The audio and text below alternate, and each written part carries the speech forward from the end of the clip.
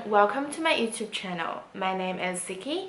I'm a native Mandarin Chinese speaker and a Chinese language tutor. I'm here to help you learn Mandarin Chinese in a fun way for free. During our last video, we talked about a different way of asking questions in Mandarin Chinese that makes you sound more natural and native.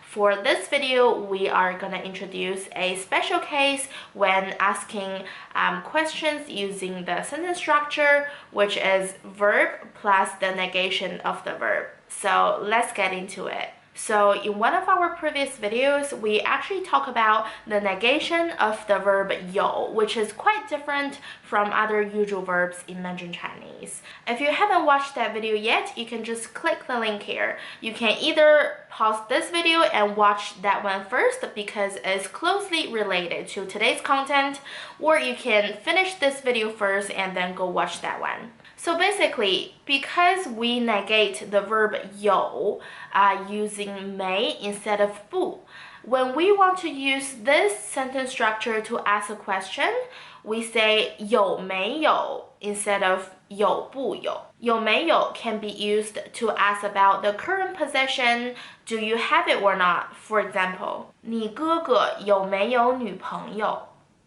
你们有没有孩子? Or to ask the actions in the past, did you do it or not? For example, 你奶奶有没有坐过飞机? 你有没有去过迪士尼游乐园? So basically, that's just a quick video for today. If you do think this video is helpful, give it a like and subscribe. You can also turn on the notification bell so every time when I upload a new video, you get to learn Mandarin Chinese for free. Also, please don't forget to share your experience with learning Mandarin Chinese in the comment section. Thank you so much for watching. I will see you in the next video. Bye!